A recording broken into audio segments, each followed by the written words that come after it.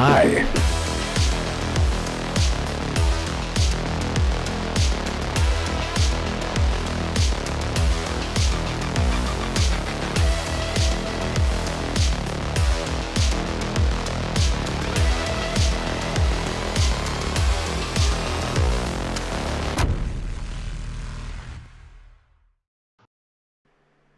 But for the average consumer, they're not looking at that detail, so they're just like, it kind of looks the same as the last one, so Exactly. Welcome everybody to the Renegade Realm podcast, episode 1. How much of that ramble was live? Like 5 seconds. There's no context. No one knows. But yeah, this thank is why you. I wish Red would tell us when we go live, because I'm playing in Battlefield 2042 right now. Nah. I could have been off. Yeah, I and wish you'd be ready part for of the it. podcast, but but welcome everyone to the episode 115 of Renegade Realm podcast with me, Red Wolf, and Damarco, and Assassin. You know what I've had a hankering to play? Yeah. Is Pokemon Ranger. Was that the one? What is happening? Was that the one where you ran around and like helped? And you use it's on the Nintendo DS, and you use your pen, and you got to draw the circles around the Pokemon to get them. I remember that. I've really had a hankering to play Pokemon Ranger. That takes me back. I had a maroon shiny. In fact, you know what? Forget the DS. podcast. All right, well, that's it for. We're gonna go play Pokemon. Goodbye, everyone. Thank you for tuning in. We're gonna go play Pokemon. All right, well, there he goes. Okay. But a shout out to everyone here in chat. Shout out to Barry Donnellan, Game Adaptation Newscast, who says, "Gets low, get low." I know what you meant. BT Maverick, American Fury, Spartan 661. Hey, good to see you, man. I'll see you here often enough. RSJ fan says, "Hello, gentlemen." That's not what she says, but close enough. Thank you all so much for being here. We're going to talk about all the fun news going on. Just talk about what everyone has already talked about 100 times already. And I wanted to talk about, plagiarism. Hey, that's fun. They haven't talked about it the way you're going to talk about it, all right? That's true. That's true. And they don't have the sick comedic twist that you bring. My show on Thursday, I can't do that because I'm too boring and too plain. I'm not fun. I'm just sitting here and I'm like, here's the news, ladies and gentlemen, and I hope I don't offend anybody. And that's how he sounds. And that's how I do my show. And then you do your show and you're like, and it's like, oh, and it's a lot more entertaining because people are like, wow, listen to this man, he knows stuff. He can speak and make no sense at the same time. Well, I appreciate that. For whatever that's worth, I do appreciate it. Thank you. But yeah, and shout out to all the channel members that I don't have that list brought up because I need to update it because I don't think it's true. But I'll read it out every other week, maybe, just to shout. But do shout out all the actual channel members, especially the ones here in chat. BT Maverick, Barry Donnellan. I really, really appreciate you guys so much, bro. And I'm sorry if I just offended someone with that accent. But Assassin, what have you been playing besides what you're playing right now? Oh, ha ha ha. So I've been bouncing between Donkey Kong Bonanza and what I was currently playing, Battlefield 2042. It was $2 because Sony is doing a sale right now, like pretty much the summer sale, which all of them are doing. Yeah, that's pretty good. $2. Battlefield 2042 for $2. So kind of had to do it. Plus, after watching that Battlefield 6 trailer, I was like, you know what? I'm in the Battlefield moves. So let me go get it. Install. Battlefield EA knows how to make a good trailer. They do. I mean, I give them that. I know. That trailer was sick. I just felt like I wanted to play Battlefield, and you know, surprisingly, for $2, I'm surprisingly having a lot more fun than I thought I would. They definitely fixed the game up from what it was at launch almost like 2 weeks ago. Freaking years ago. Mm-hmm. It's pretty good. It's surprisingly pretty good. Fighting against bots is fun too. Sorry, go ahead, DeMarco. It is not Rob. 2042 really turned around. I don't know if it still has a community, but honestly, it does. Not 20. No, listen. What? Come on. Battlefield 1, I still think is really damn good. With and the if horses? That's also on a sale. Yeah. Yeah. Oh yeah.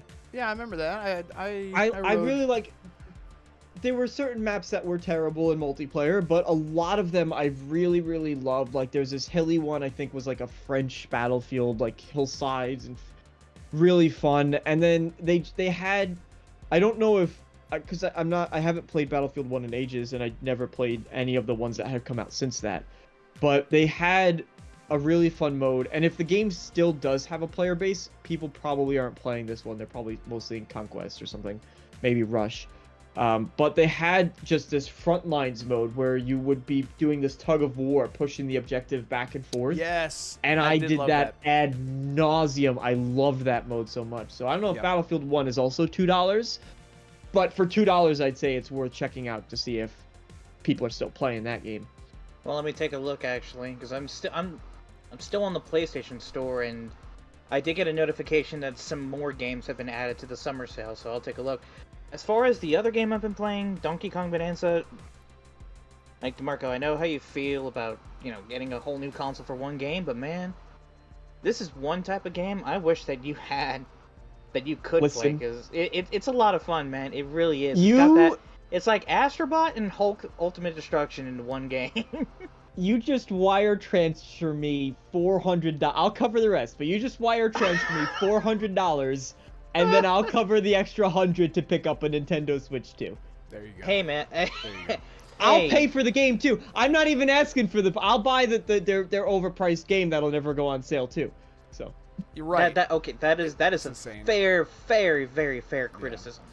Absolutely.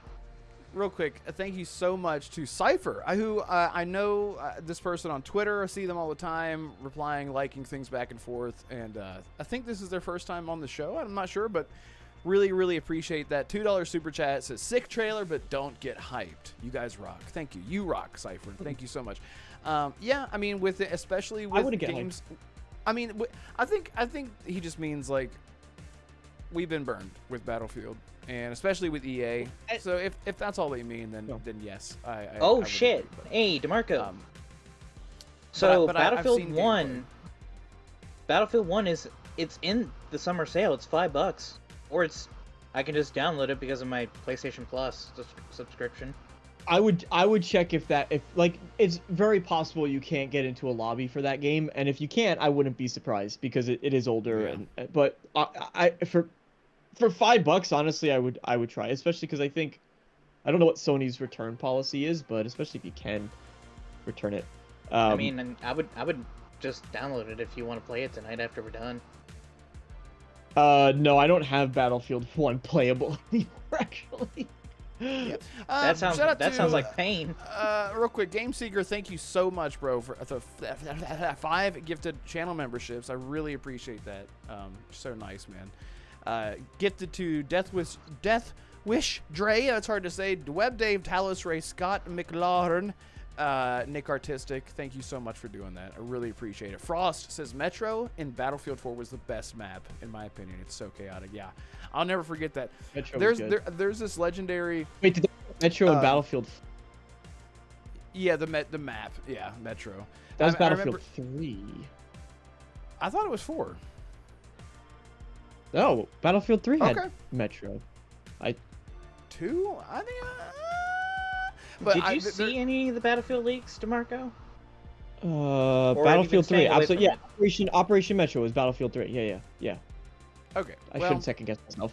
I've watched. Listen, I've watched for Battlefield. For the new Battlefield coming out. I've seen Battlefield 6. I've seen the leaks. I've watched the gameplay. Leaks have been coming out for ages, and honestly, I think at this point, EA just they don't care. It's basically just free marketing. Yeah, listen, it's getting positive reception. EA doesn't care. I saw some comments from the Spiffing Brit and Juicehead today on Twitter, and they were saying whether or not, kind of just talking about whether or not they thought it was intentional leaks. Similar to Oblivion Remaster, a lot of people think Oblivion Remaster was intentional leaks. I think that either way, to be honest, it doesn't really matter because I don't care. But I think that EA is well. I think that EA. Well, the reason why I don't care is because I think EA is well aware that it looks like Battlefield. It plays probably very much like Battlefield, and it's getting positive reception. Right, that's the big thing too. Is they're seeing good comments, so they're just like, yeah, I'm gonna just leave it out. Like, people are talking well about it, whatever. And you kind of knew. I think they knew this was going to happen when the access to this thing was so widespread. so many people are able to jump in and beta test and play this thing. So I don't think they're surprised. I think they expected it. When it did happen, they're like, all right, whatever. Like, at least people are praising it. So Yeah. Yeah, sorry, I wanted to catch up on these. Frost says it was 3 and 4. Because that map was there. oh, did it make it into 4 too? Okay. That's where I remember the map, but I was gonna tell a quick story. It was just there's this legendary moment that we still to this day pick on my friend for, because he was raging so hard. It was me and 2 other friends, and one of my friends kept trying to get out of the metro, like out of like the opening, and he kept just running out there and dying, and my friend was so mad. And this is the line. He goes, "You're feeding the enemy!" And he just like screaming at the top of his lungs. And so, to troll my friend, he just kept running out there and dying. He's like, "Oh, am I? You're feeding the..." And to this day, we always just pick on my friend Sean. "You're feeding the enemy!" It wasn't funny at the time because everyone was pissed, but it's funny now. Good times. And shout out to Web Dave. What's up, man? Thank you for being here, bro. Good to see you. Fuzzy Tomato. Fark you is here. Game Secret. You guys are awesome. You're welcome. Yeah, thank you so much again. You and Cypher for those gifts. Sorry, I just don't want to miss anyone here. I really appreciate you. Web Dave says, "Gift him and he will come." Todd? Yes. Let Todd come. Yeah, okay, so, yeah, man. So, okay, so Assassin's been playing Battlefield and Donkey Kong. Damarco, what you been into, man? We were talking before the show. I mean, I hopped into DayZ for the first time in my life recently. Yeah, I was and, pretty mad that my you played God. that without me, but go ahead. Listen, it was impromptu. It was fun. We didn't make any progress whatsoever. We died over and over and over and over, and that was the game. And I found a couple of friendly people. Like, you know, I've heard how much you'll sort of meet people, and then they'll just be like, yeah, come along, and then they'll shoot you in the back. Yep. That didn't happen to me. I met one person who was just very trepidatious, and they're like, "No, I'm going this way, boy." And I was like, "No, but we could travel together." And I'm not surprised, but I learned that a lot of people go in and be like, "Oh, I'm new to the game," or whatever, and then they'll tag along, but they're not. And that's exactly what I was saying, because I was actually new to the game, but I understand why people were wary of me. One person I met up, we were just trying to run to try to find anything civilization based on where I spawned, and I'm running around, and I was just talking nonsense to him. I was role-playing a character. I was like, yeah, you know, I was like, this reminds me of where I grew up. It's like, it's been a long time. It's like, I know that I look like I'm 40 in game, like I look like I'm 40, but I'm actually only 16. It's like, yeah, it's been a hard apocalypse on everybody, but you know, you gotta do what you can to survive. Like, that's the best. Just so role-playing in those games. I was having some nonsense with it. And then I was saying before the show, I know I'm not gonna go too long into it because I don't think chat really cares, but I'm honestly I'm a bit hooked on Frontiers of Pandora. It's such a calm, like, relaxing game. The quests are generic, the gameplay and the combat's generic. The stealth is subpar. Like I'm sneaking around, and then there's one of the guys in their giant mechs, and they're just like. Anyway, so. You know, so there's a lot of things that are, but it's just, as someone who loves the world, and then the Fire and Ash trailer just came out for Avatar 3, so I love it. I'm having fun with it, and I really do think it's cool just to be able to explore through that world in first person and get to kind of be a part of that universe, because I think the world is really cool. So I've been having a lot of fun with Avatar Frontiers of Pandora. I am glad that the game's still getting support with the third-person mode, and I do hope more people, like Assassin, you were saying, maybe I'll try it out with third-person, so I hope more people check it out. Like I said, is it a great game? No, it's you know, it's fine, but as a fan of that world, it's really fun and relaxing just to run, and the environments are so lush and dense, and that's not something you often see. And I wish, like Elder Scrolls, I say this all the time about a game like Elder Scrolls, I wish something like Elder Scrolls, when you have these gigantic alien-looking trees and plants and flora and fauna, I want to see that in Elder Scrolls. I want to see these gigantic like trees that just can't exist in real life, bending in shapes that don't make any sense. And yet every Elder Scrolls game, they've almost gotten more realistic. Well, since Oblivion, they got more realistic and more grounded, and I feel as though that kind of takes away from some of the excitement and the magic and the wonder of the world. So when I see that Dragon Age Inquisition had a good sense of scale with, you know, some of their environments, at Frontiers of Pandora has a good sense of scale, so I've been having fun. But that's largely it. Can I just say that this is... Mage Arena is a really cool game where you cast spells with your voice. So you're literally running around and you're going like, Fireball! Magic Missile! Fireball! Freeze! And you're screaming into your microphone to cast the spells while every other player is doing the same thing. You're like Lex Luthor in the Superman movie. He's like, A1! B7! A1! 1A! 1A! 1A! Yeah, you're like, Fireball! Fireball! Fireball! That's funny. That's exactly literally what you're doing. And it's goofy, it's silly. The people on there that you play with are hysterical because you need to have a microphone on so you could just hear everybody else. It's really quite a unique experience. My cousin was playing it. He's like level 50 already. He's just been doing it nonstop.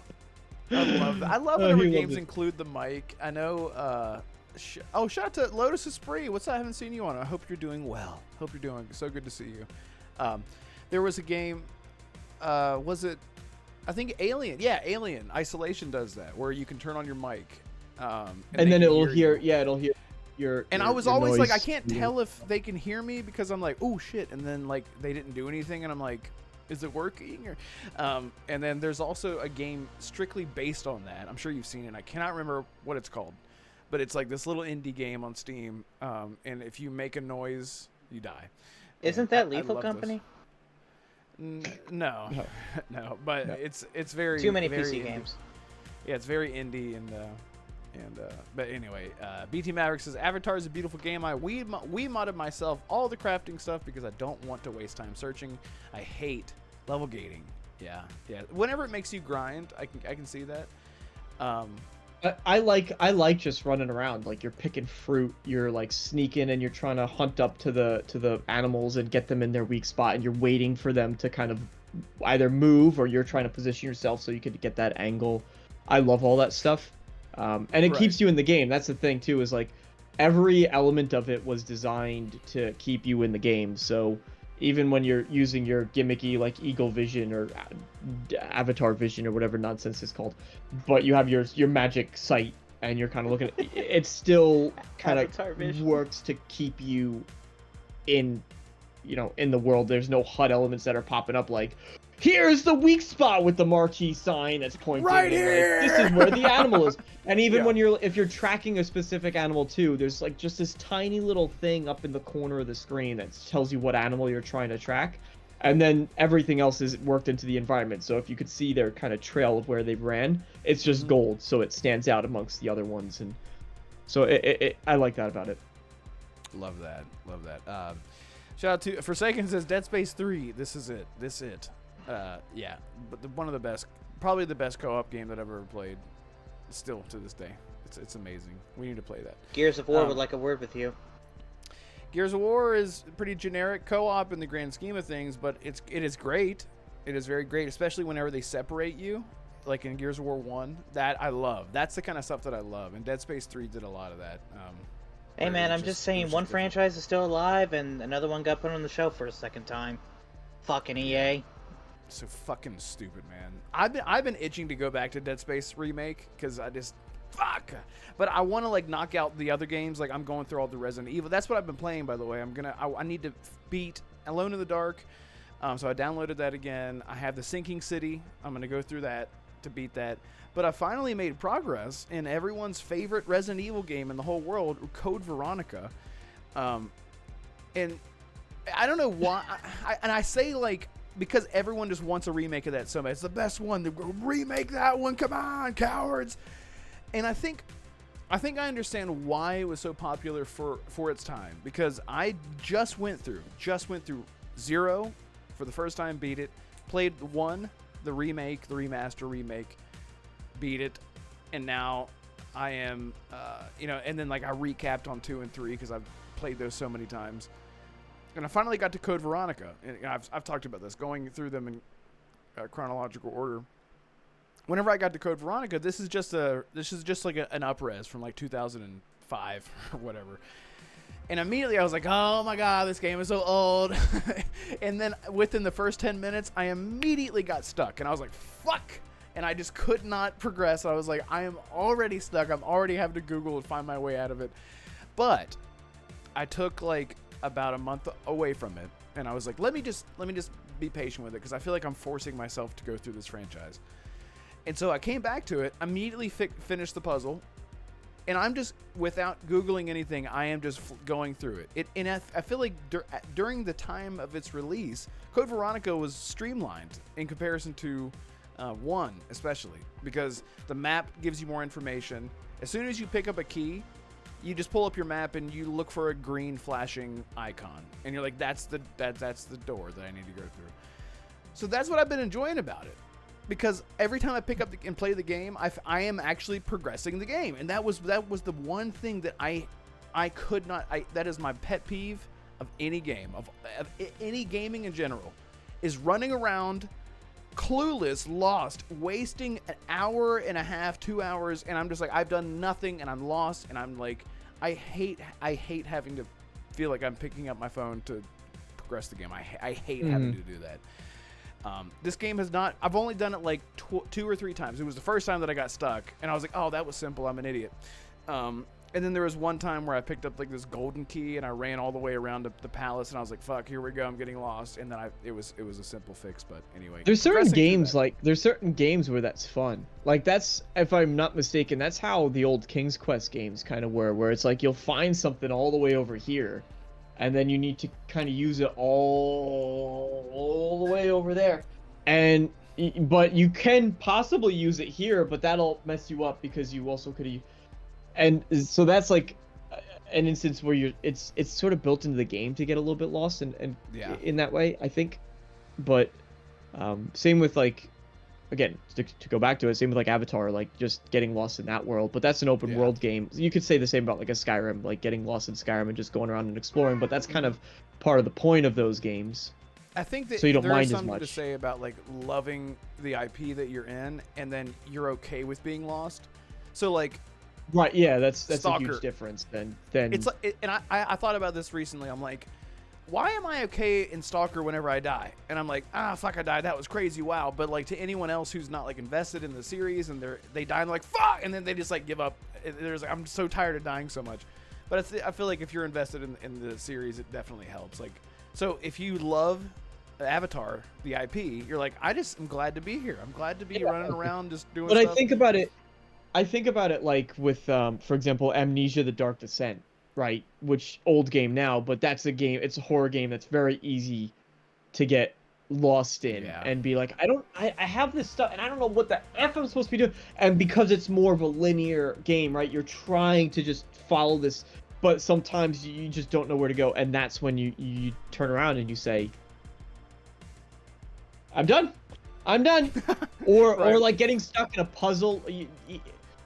There were a couple, because I'm just an idiot, I guess. There were a couple puzzles in like Jedi Survivor that I'm trying to figure out, and like I just don't effing understand. And I think they were usually timing puzzles, and I was just not getting the timing right. And I'm just like, no, stop it. Yeah, bad.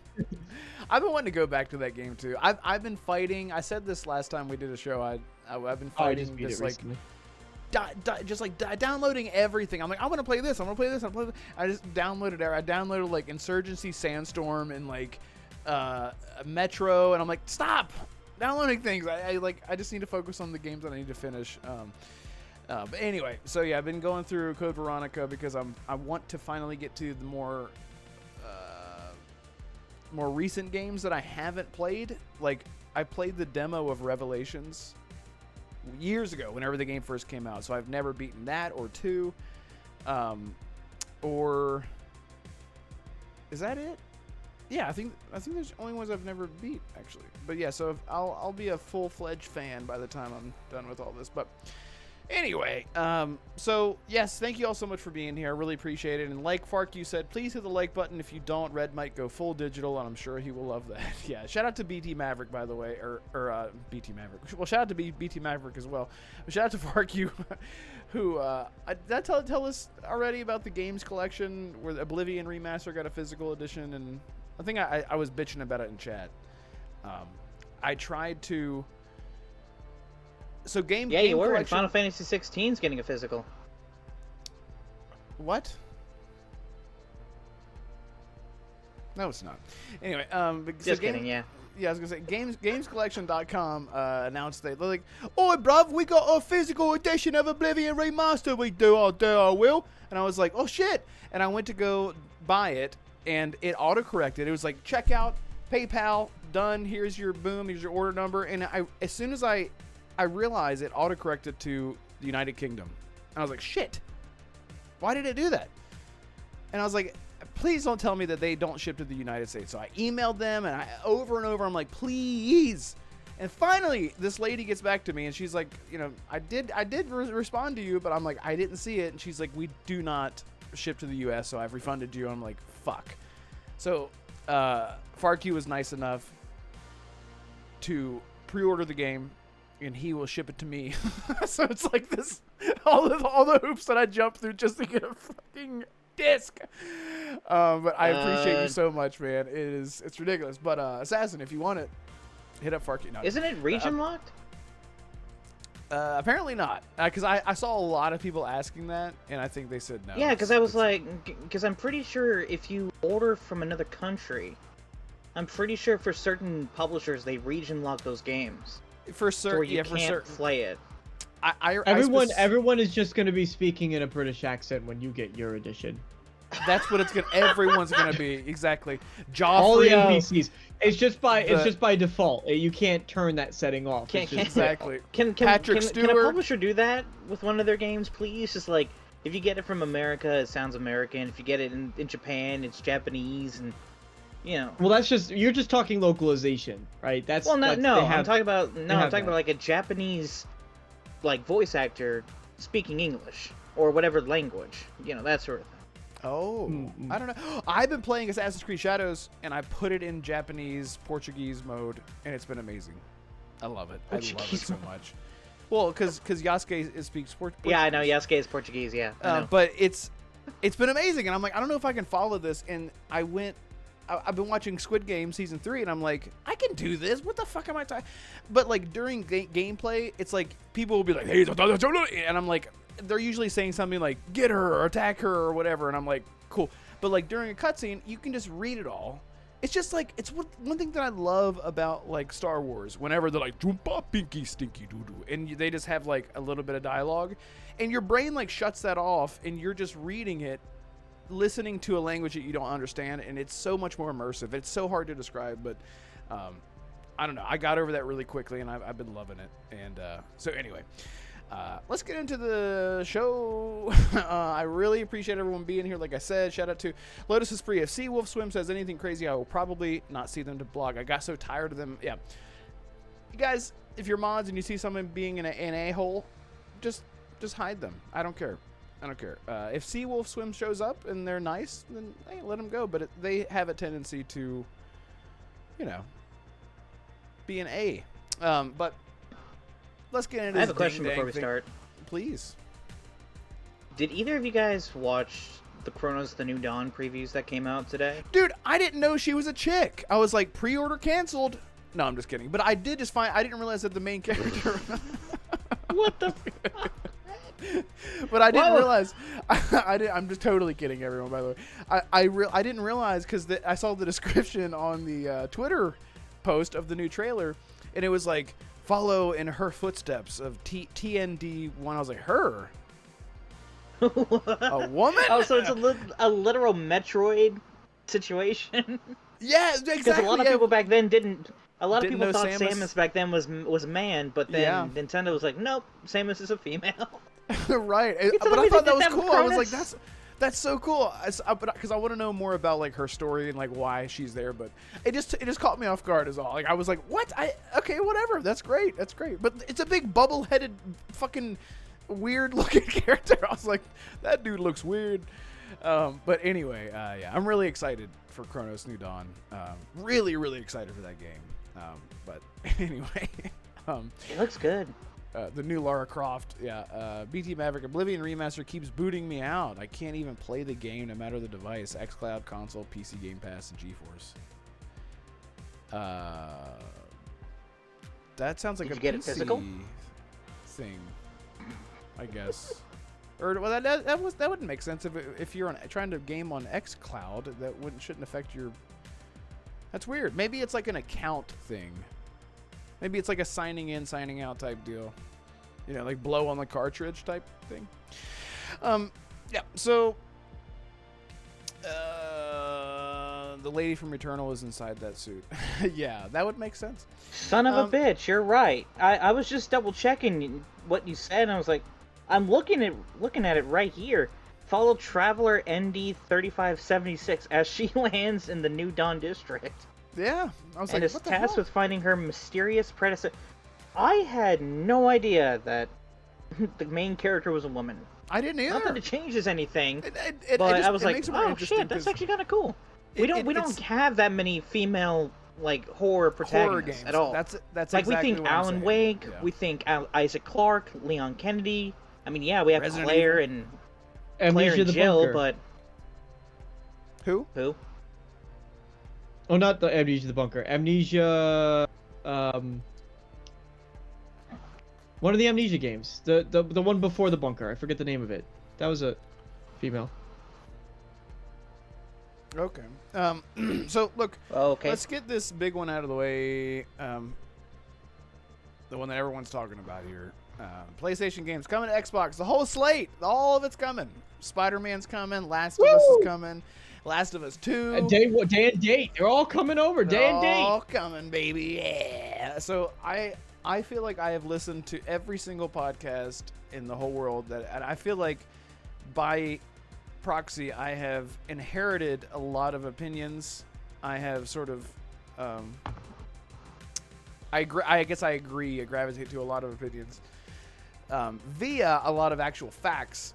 And so one thing that I'll say, so everyone already knows about this. PlayStation had a job listing for someone to lead a team, and this person is getting paid. This is the thing that gets me, and I guess I don't need to go into any more detail. You guys know about this. The whole world knows about this.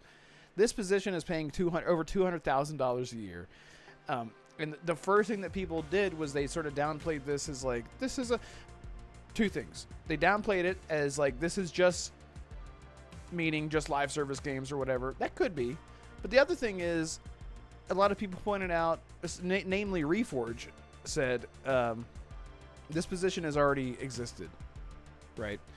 But there are some caveats to the position that are different. Namely, one of the main things is that they've detailed this position so heavily, like they usually don't put that much detail into a position, so it's almost like they retuned the position if it already existed before, and if it already exists, who did they let go? I don't know. It's a weird thing, but the first thing that people jumped onto is that the person that's going to be leading this team is going to be in charge of essentially releasing PlayStation games on Nintendo, Xbox, Steam, and wherever else. And it doesn't say specifically which type of games, and this is the thing that everyone jumped onto. It's only going to be live service games from PlayStation, and my first question is, what first party live service games? Helldivers is coming. Marathon, What other live service games? That's already coming to Xbox. Fair Games. Concord 2. God, I knew you were gonna say that. I knew you were gonna say that. Like, but that's the thing. It's I like, said that on the fix last week. I said that on the Last year. fix. Bring back Concord and put it on Xbox. make it free to play, put it on everything. Hey, you never know. It might have a second life. You never know. Oh, that would be. I would That'd try be it. hilarious. I would try it. No, you you never wouldn't. know. I No, know, you but, wouldn't. I would try Marathon if it was free to play. But I seriously fuck think those that guys. might be the case. Actually, I think Marathon might actually be free to play. Because Well, after that let's- reception, yeah, no. Assassin, you're the PlayStation guy here. What live service PlayStation first party games? What What like, is there? coming to Xbox or? I'm just saying, what exists? What first-party PlayStation Studios live service games are there?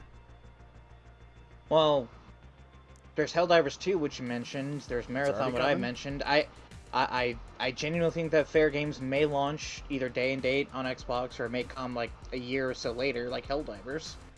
Okay, but why dedicate $200,000 a year to a team, to games that we already know about, that we have no idea if they're going to do well, especially after... Because of the other two caveats, Red, Nintendo and PC. It's not just $200,000 just to port to Xbox. And I'm of the mindset... I'm of the mindset that, yeah, the full slate is not coming. Only because past behavior indicates future behavior. If Sony didn't even want the unused IP, like Patapon, Everybody's Golf, if they didn't want they licensed those out to Bandai Namco. So it's coming out on PS5, Switch, and PC. Why exclude Xbox from that? They're unused IP, no one really cares about them, so just put them on Xbox. Nope. Absolutely not. If they won't even put their unused or lesser-known IPs on Xbox, there's no way they're going to put their more well-known franchises on Xbox. So I think it's going to be like this. And Shinobi even... everybody knows Shinobi. He even said it himself, like, you guys are looking way too much into this job listing here, and someone commented to him, it's probably just going to be live service to Xbox, it's probably going to be unused IP, or smaller games, or spin-offs, like Lego games on Switch, PC, and then that's just it. And whatever first-party games come to PlayStation will launch on PC a year later. That's generally what I think. That's generally what I think what that job listing's for. So, run it by it again. PlayStation first party will stay on PlayStation, launch on PC a year later. Unused IP / spin-offs will come to Switch, PC. Live service games like Helldivers, Marathon come to Xbox. And apparently there's 3 more live service games that we have no idea what they are. So that covers everything in that job listing, but none of the first-party games, as far as I'm aware, would come to Xbox. Okay. The closest one I think, Red, and I'm going to give you a bone here, the closest one that I think, I wish you didn't phrase it like that, the closest one would be Spider-Man, and that's thank you. Most likely if Disney is like, hey, like, we got a lot of money from Indiana Jones launching on Xbox and PlayStation. Maybe we need to rethink this deal. Like, the Wolverine and X-Men deal is still going to be what we decided on, but after that contract is over, we want those games on Xbox too. But God of War, Last of Us, Uncharted, like, yeah, no. They'll come to that PC box, which people will call an Xbox, but it's really just a PC. It'll come there too. But yeah, that's what I think. Yeah, Damarco, what do you think, man? I do agree about the Spider-Man thing. That's, if there's anything that's going to sell. And dude, I said this years ago before Spider-Man 1, Marvel's Spider-Man 1, 2017, 2018, whenever it came out, launched. It's the one exclusive that didn't make sense whatsoever if they really wanted to make money. Like, it's because it would sell everywhere for, like, it. And I get it. They want to make their brand more valuable. They want to make the PlayStation console more valuable to say you can only play Spider-Man here or whatever. Well, then if that was the case, why did they bring it to PC? And a lot of people are pointing at, like, you know, higher ups who ate their foot, or whatever the expression is, who said that will never happen. Spider-Man will never go to PC. PlayStation will never go to PC. It'll never happen. And then everything is, it's not day and date on PC, but it is coming to PC. Spider-Man's the one that does make sense to me. Like I've said this before, Red, and I've said this before, and I don't know why chat keeps thinking that I haven't said it, but I will say it again. The only thing that will make me choose a PlayStation 6 over a PC when next gen launches is if their games are not day and date on PC. Like, if they're not there on PC the same day as they are on PlayStation 6 then I'm sticking with PlayStation. But if they are on PC day and date by then yeah, I'm not gonna get a console. I'm gonna go get a PC. Well, why would you get a PC stay if with you could that. just have the convenience of the next box? Because I still don't trust that Microsoft won't get out of hardware. I'm saying if they slapped it in front of you in the Walmart store and said, "Here's the next box. It's got Steam, it's got Xbox, it's got everything. You play everything in one spot," and you say, "No." Is that what you're saying? Yeah, I'm saying no because I still don't trust Microsoft to get out of hardware. I don't. Fucking What is mean. it? What is it? Even if they so out of curiosity, you like consoles because you like the convenience, right? Because they're plug and play. Yes. No, because it has the games that I want to play. I don't care about convenience that much. You will once you try to play PC. Sorry, go ahead, Damarco. Sorry. No, well, if he doesn't care, then then that's fine. I was gonna say because Microsoft is very transparent about letting games you own on Xbox go to be playable, right? And if you're, I know that you're very much on the I want physical, and I have a lot of respect for that. If you're considering switching to PC, you're gonna need to get over that, because Yeah, I know. I'm it's gonna not- have to, and then I'm gonna be. So, I'm gonna be raising my fist at the. just- Hold on, I'm gonna be raising my fist at the clouds when that catastrophe that I predict will also happen to me, and I'll be like, "You see what you fucking? I told you." Well, hold that thought. Go Anyway, ahead. go ahead. So when everything is terrible and all games explode and the universe is over and Steam says we hate you and Gabe Newell comes into your house and takes away Gabe is your like, PC. I'm done. Yeah, and when he comes in and takes away, he goes to every individual house who has Steam and takes their PC at the house and says, "These aren't yours anymore."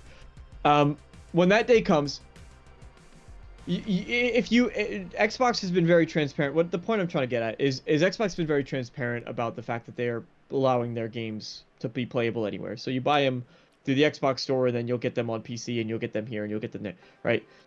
So even if you got the Xbox, it wouldn't and then Xbox said, we're getting out of hardware, we're not doing hardware anymore.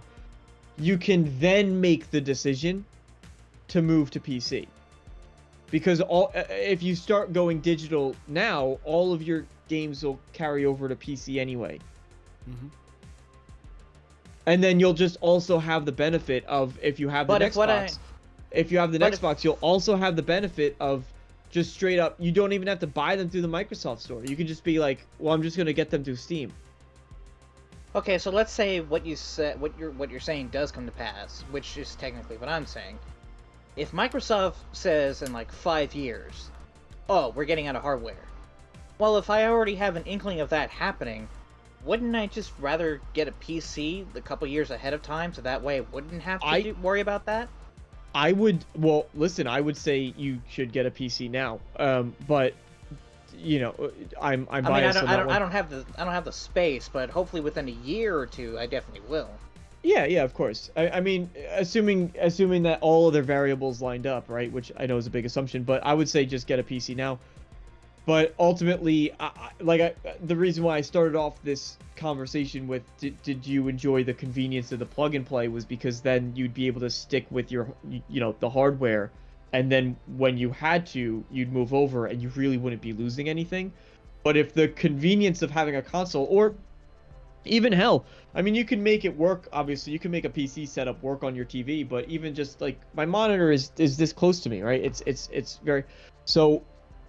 If you just want to be able to sit on the couch, right, and play a game, and that's maybe what you like about console, that's fine. Like I get that. You could sit back and relax and or be in your bed or wherever you play, right? So On the toilet, yeah. And so if those were the things that you liked, you could still get the next box and then buy all of your games through Steam, knowing that eventually when I migrate to PC, my whole Steam library is going to continue to persist.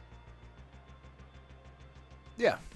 I don't know. For me, it just seems like a better option. Like, I predict that Sony will do day and date with PC in a year, maybe 2. Well, that's what I think, Damarco. It's a matter of time. It's just a matter of time before they do. Because when that happens, I think it's just better to just go to PC right away. Don't drag out the inevitable of what what I think is going to happen. And Microsoft has said many things since the generation started that they've either gone back on, has not happened, or they changed their plans. So I have no trust in what they do or what they say. I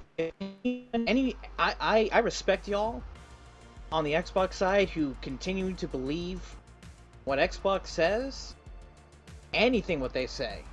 Like, if that's what you guys want to do, right on you.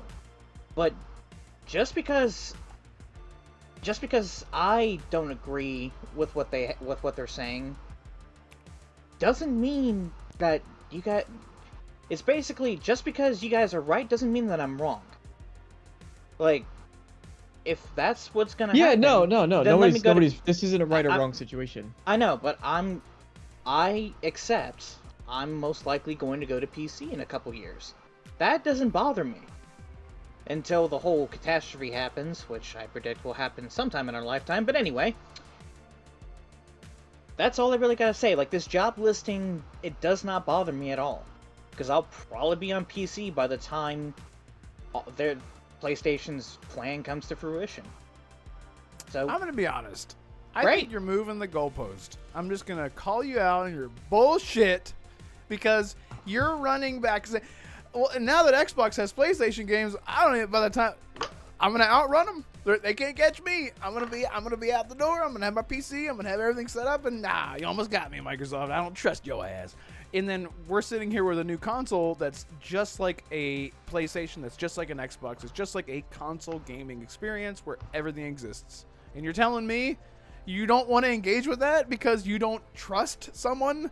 I don't understand. What are you afraid of, that you'll buy this hardware and then they'll just take it away from you? I don't know what you're afraid of when you say I don't trust them. I mean, you can say that I'm moving the goalposts all you want, but I've been saying for a year now that I'll go to PC. But once why Sony games go day and date. Okay. Like, why do you... Okay, I got a counter question. Why do you want me to get an Xbox so bad? When I'm going to PC... I'm going to PC and getting their games anyway. And if I really wanted to actually spite Microsoft, I would actually break my own code and pirate their games, but I'm not going to do that. Like, that would be the ultimate middle finger. Like, as dude, someone who I don't loves understand console gaming, why does But people move from console gaming to PC all the time, Brett. I don't know why you're so fixated on me staying on console. Like, I don't understand why. If you don't like your PlayStation anymore and you don't like that experience, I get it. You know, people like to move on and change their ways. Thank you to Marco for. Okay, then don't criticize me when I do change. Hey, I don't criticize what you do. You're excited to go to PC right now? Dude, Steam sales. The first time I looked at the Steam sales when I was looking for games for Arcane for his birthday, shout out to that guy, by the way. Dude, some of the games that I saw were like, dude, damn, PC gamers get games this cheap? Yeah, exactly. It's insane. Yeah, it's great. And like CD keys, I'm like, dude, maybe I should go to PC a little bit early. It's great. I'm like, no, wait. I want to wait. I'm saying I don't think you are. I'm saying I don't think you're gonna like it as much as you think you are. That's all I'm saying, because it's not a console experience. It's just not. It's not like Damarco said, perfectly put, plug and play. It's not just turn it on and Hey, it works. Red, I'm gonna blow your mind real quick. Blow me. I've played on PC before, jackass. Oh shit! My head just exploded out of my anus. Alienware desktop, Skyrim with over 50 mods, my guy. I played Skyrim there. I played Skyrim on that laptop. I played it on that laptop until it broke. After that, that's when I went back to console. But you know what? Now that I've upped my knowledge a bit, Smacking my head spinning how many activities. I have not heard all these words so long. I should go. Oh my god, we're having a...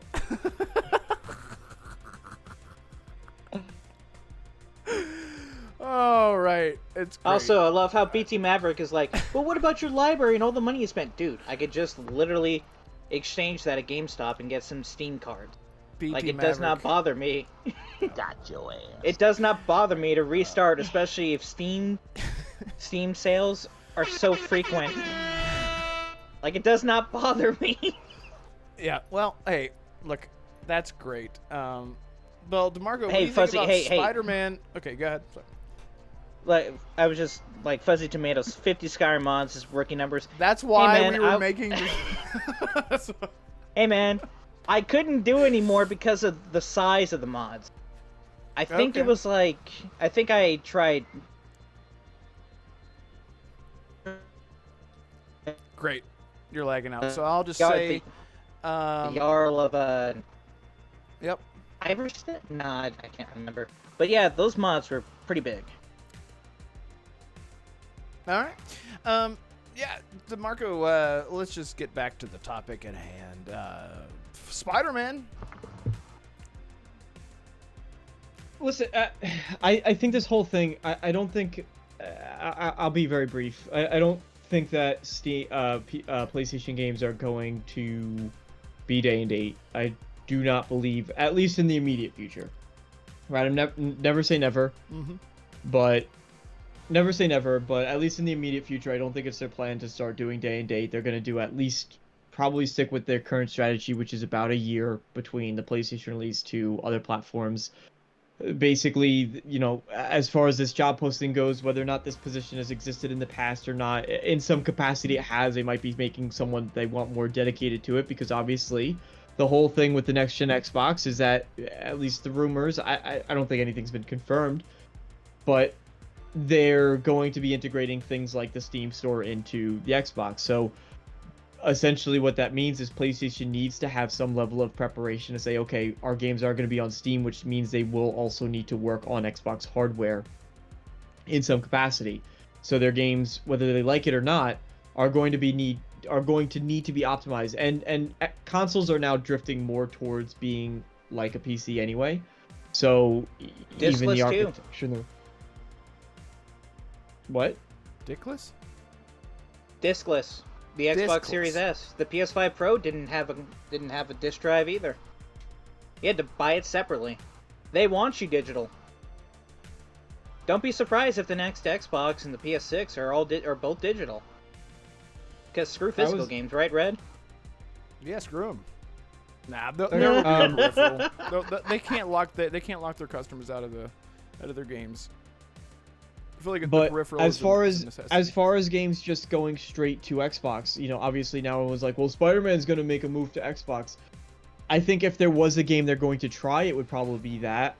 I will say I don't think they're going to. I think that Sony is going to hold out until there's one of two things that are going to happen. Either they've looked at what Helldivers did and they said, holy crap, that made us a lot of money, we're going to follow the money, which is what I have historically in the past is what I've been saying. They're going to look at what does well. They're going to look at Xbox's strategy. They're going to realize Xbox is making good money when they put their games on PlayStation. You look at Indiana Jones, or what Forza Horizon just went on Xbox, and it's one of the top selling, on PlayStation, and it's one of the top selling games on PlayStation currently. So PlayStation is certainly looking at that and going, oh, shoot, they're making a lot of money. And they're going to follow the money. That's ultimately what's going to happen. They're going to follow where the money goes. So if it's going to be a title, they probably would test the waters with something that's a more universal IP like Spider-Man. If they're going to wait until the next gen consoles come out, that also wouldn't surprise me. Yeah. Definitely makes most sense. Sea Wolf Swim, And- who's actually been pretty reasonable in chat, says Spider-Man makes the most financial sense. Yeah. Go ahead. Sorry.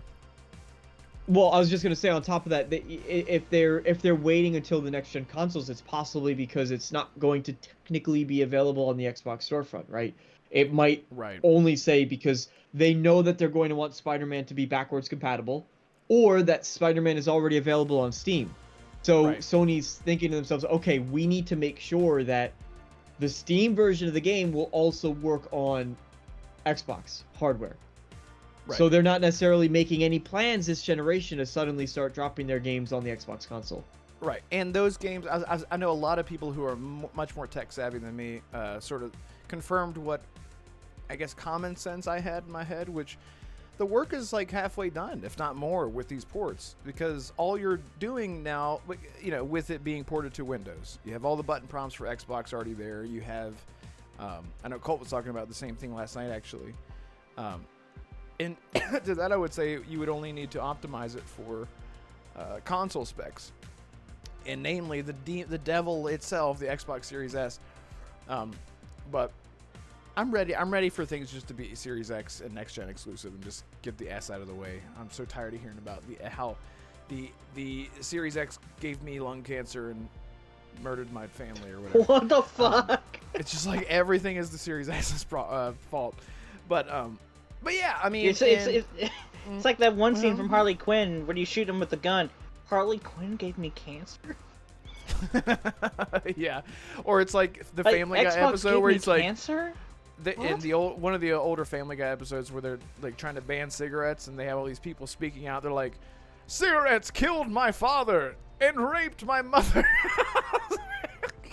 How? What? Whoa. It's just like it's like whatever evil can be done, it's done by the Series S.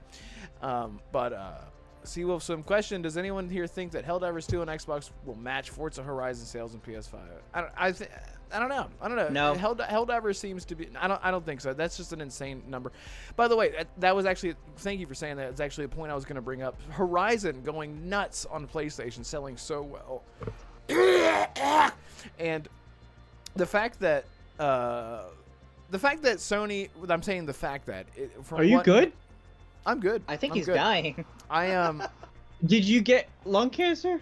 Yeah, Series X. From your Series Fucking X? Series S. Yeah, it's right behind me, actually. Just running constantly. It puts out that Xbox dust, you know. But it sold so well on PlayStation. Forza did. And a lot of these games that are already, like you said, Damarco, that are already on PC, they're going to be on the next...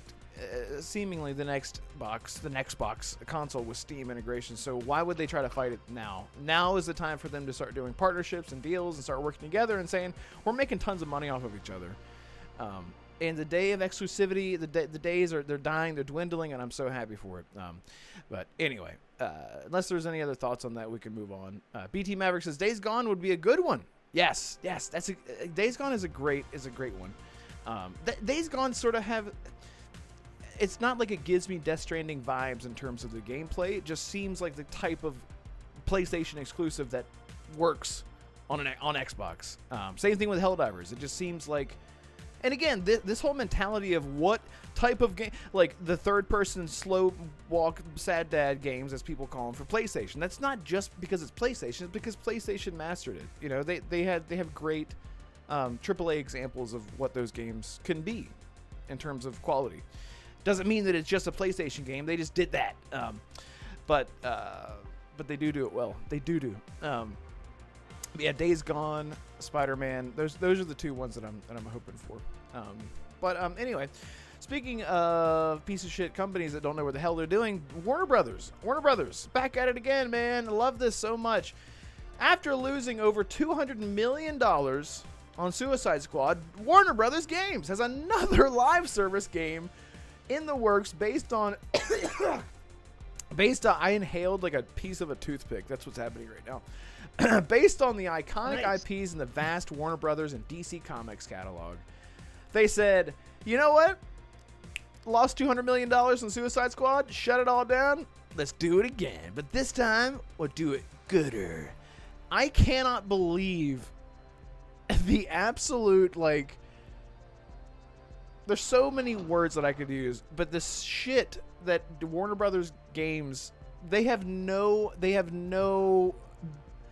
suck so bad. Warner Brothers, I just hate Warner Brothers in general. Like, they can't get their movie franchise. They're going in a decent direction with this new gun verse or whatever we're calling it. But they cannot get their shit together. They cannot get their shit together, whether it's video games, whether it's movies. It's so all over the place, and I cannot believe. And one of the IPs, or sorry, one of the series that's done very well over the years is DCU Online. It's that MMO game. People love that game, and it doesn't seem like it's a very expensive game to put together, but it has certainly made a lot of money for them. And it seems like because that's all that these companies see is these higher numbers, money. They're like, do it again, without even having their boots on the ground or their ear to the community or anything like that, which is the worst part about these executives. I cannot believe that the next announcement from Warner Brothers with their next project is another live service game. It's insane to me. DeMarco. Red, they have 2 live service games. Yeah? Before DeMarco goes, I just want to reiterate to both of you, they have 2 live service games. The one that was just quote unquote revealed from Warner Brothers, and then Hogwarts Legacy 2 will be live service. Legacy 2? Hogwarts Legacy 2, yes. It'll be... It's going to be live service. So have fun with that knowledge, guys. What does that mean? You mean like live service in the terms of like an Assassin's Creed game, where it's like live service with a battle pass and with microtransactions? Is it going to be live service, or did They said traditional live service. well hear me Akin out, to Fortnite and because COD. no, because I'm just looking it up now. Or I don't think it was Fortnite and COD. I think that was someone else, but they said it was live service. I do know that. I'm for seeing two different things. Is it one saying that it is and another that it is? No, there's speculation based around a job posting that said it might have multiplayer and live service elements to it. Please. Okay, I'm gonna say that. Hopefully, I'm wrong, but if that's true, hopefully it's Quidditch related. Anyway, go ahead. But there's also news stories that are saying they are not, like, this one is March 2025. Is from Jason Schreier, said that it's not being transformed to a live service game. Oh, so it's not anymore. Oh, okay. So maybe the plan it was, and then they backtracked. Let's hope so. But I way, hope so. What are your thoughts? What was the other one besides Hogwarts Legacy? This new one, this DC one. The Montreal team, the one that did Gotham Knights. Oh, that is the team. Well, that's fucking.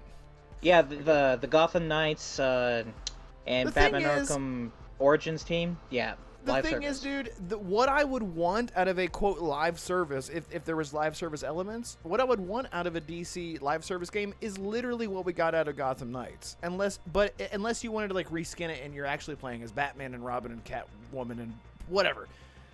But it is that. Like, I can't imagine. People are diving way too far into job listings. It's getting out of control. You mean like the one earlier? If you want my take on it, it's getting out of control. Because this also came from a job listing for an executive producer. Now, the problem is nobody effing reads anything. They see a headline, they share it on Twitter, and then they go, "Oh my god!" And then it gets spread everywhere, and they lose their collective minds because no one stops to actually verify anything. So this job listing in question, yeah, thanks. PC it's gamer. for an executive. It's for an executive producer. They do mention that they want to oversee post-launch content. Oh, never mind. And live service strategy, ensuring ongoing player engagement. Nobody effing reads anything. DeMarco owned himself. Hey man, I did. He owned up to it. So this is just bad reporting then, because I was reading an article, and this article that I was reading before I looked at the actual job listing myself, this one says that they want. No, I'm serious. This article that I was reading, so it's coming. They basically said it mentions that they want someone who's working on post-launch content to build. They quoted build and maintain a healthy, scalable production that supports long-term success. And that's what they said. Okay. The So they only didn't actually highlight thing, that part of the thing. the only thing that would make me even accept a live service from this team, fucking bring back the Arkham Origins multiplayer and just base it off that. Just do that. Bring it back and make it its own thing. Other than that, fuck off. Can we just get it like a Batman Beyond Arkham game? But, like, Yeah. come on. I mean, maybe I don't know. Can you imagine Arkham Knight now, just as the game is, full-on single player, but it has the monetization that Assassin's Creed does, and that Assassin's Creed has had, where you'd open up, you have a store, and you pay $20 for like a bunch of skins and weapons, or like, I mean, you know, it skipping stuff does. on a map. Not in Batman. It does. Yeah, it does. Oh yeah, I'm yeah. looking at the PlayStation I'm store sorry. right You're now, talking and about- there's like multiple skins. Yes. And like for Yes. Catwoman, Batman, Red Hood, like there's multiple skins for, but Yes. they're like $1 or $2. They're not That's $20 exactly like what I was COD. gonna say. You're right. But and, like, yeah, it's like Capcom. They have that option there, but you know it's Yep. cheap and you don't have to buy it. Capcom always does it, but Capcom usually doesn't go overboard with it. Like, you look at like Resident Evil, they'll have like 4 skins, four skins. Well, sure. Oh my god! Or 5 skins. That's a Fantastic Four reference, by the way. That's my favorite kind of skin. I should go. Okay, so. That's you a know what I fucking mean. story. Any Thank chance you're nearing the end? Sorry, girl. Yes, No, Carol, get to be the end of this patient. thing. But if this is true, I like what's best case scenario, Damarco, for a DC game with live service? Yeah, I'm still trying to recover from me owning myself. It was great. I loved it. So I didn't see I didn't look into this because I never know what the Oh, topics are going to be really? from week to week. I never know what the topics are going to be, so I have to research things on the fly, and that's what happens when I'm trying to learn things on the I'll fly. do better. So it makes a little bit of sense to me that this is what they're trying to do, because I think that I think that live service is a terrible idea. I want to see more single player games. We're seeing success with single player games. Nobody's seeing success with live service games really, except for the very small minority of titles, right? So that we don't need to go any deeper. That's just been out for a while. WB Montreal has experience in the multiplayer aspect with Gotham Knights. And Gotham Knights, I believe, was originally supposed to be a live service title before they pivoted away from that. In fact, I'm 99.8% confident that it was supposed to be live service. I think that there were leaks that came out with the multiple different currencies and a bunch of other nonsense that was supposed to be in that game. Unless I'm switching. I know that definitely happened for Suicide Squad, but I don't remember if it happened for Skins. Gotham Knights as well.